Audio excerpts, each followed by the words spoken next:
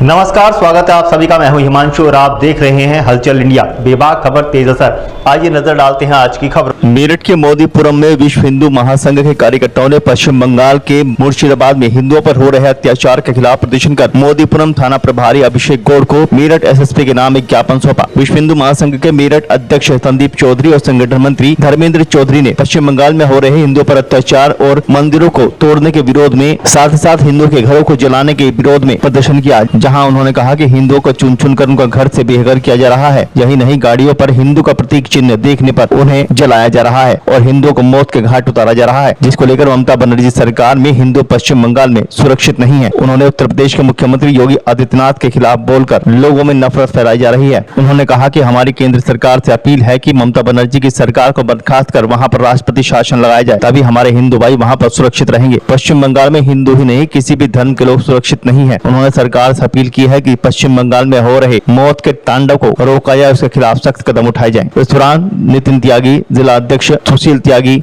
रविंद्र शर्मा, राजेंद्र कुमार, आलोक रस्तोगी, महेश चौहान, रजनी पांडे, सरला चौधरी, बबीता चौधरी, दिनेश खटाना आदि मौजूद रहे। ये विश्व हिंदू महासंघ की तरफ से बंगाल में हो रहे हिंदुओं के ऊपर अत्याचारों पर एक ज्ञापन देना था सीओ दोराला को, जिनके माध्यम से हम राष्ट्रपति जी तक ये मैसेज देना, संदेश देना चाहते हैं कि पूरे देश के अंदर जहाँ जहाँ भी इस तरह की घटनाएं होती हैं, हिंदुओं के उत्सवों पर, हिंदुओं की शोभा यात्राओं पर और जो ये हमले होते हैं, पत्थरबाजी हो रही है, ये जो मुगल कालीन मानसिकता पनप रही है देश के अंदर, ये बहुत खतरनाक है और भविष्य में आने वाली पीढ़ी इसको भोगेगी। उसकी चिंता करते हुए राष्ट्रपति और मोदी जी ये निर्णय ले कि बंगाल में क्या करना है, कौन सा शासन लगाना है, राष्ट्रपति शासन लगाना है और ममता पर देशद्रोह का मुकदमा,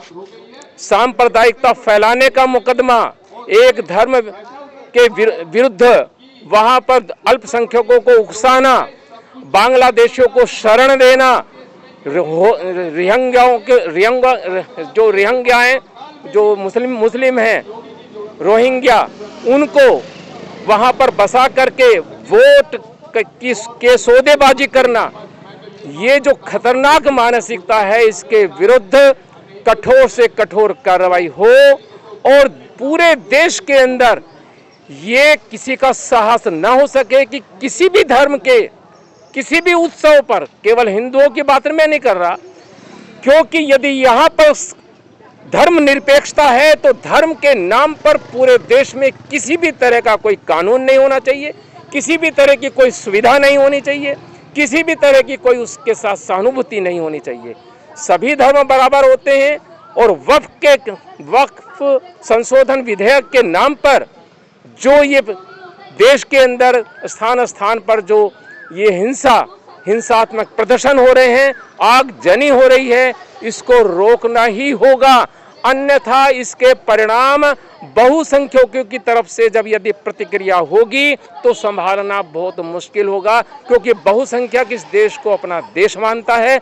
इसलिए वो कदम नहीं उठा सकता जो यहाँ पर वो समुदाय उठा सकता है जिसकी मानसिकता मुगलों से आज भी वहाँ से उनको खाद पानी मिलता है।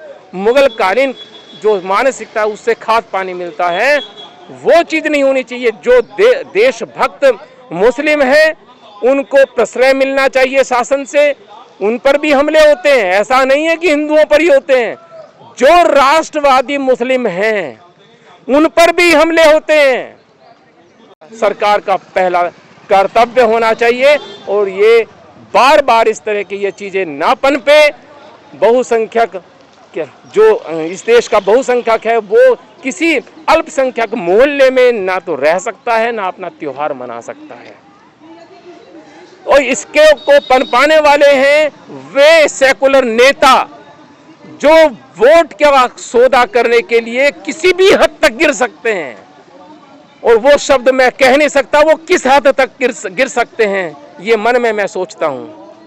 तो मैं आपके ये संचार माध्यम के माध्यम से ये बात अपनी पहुँचाना चाहता हूँ जनता के बीच में और देश के नागरिकों के बीच में जो देशभक्त हैं वो इस देश को यदि बचाना चाहते हैं तो इस मानसिकता को कुचलना होगा, इन फनों को कुचलना ही होगा यहीं पर, जिनको दूध पिला पिला करके कांग्रेस शासन ने 78 वर्षों तक यहाँ पर पनपाया है। धन्यवाद। वक्त हो चला है आपसे विदा लेने का। कल फिर होंगे हाजिर कुछ नई और ताज़ा खबरों के साथ। तब तक के लिए दीजिए हमें इजाजत। नमस्कार। हमारे YouTube और Facebook चैनल को फॉलो और सब्सक्राइब करना ना भूलें।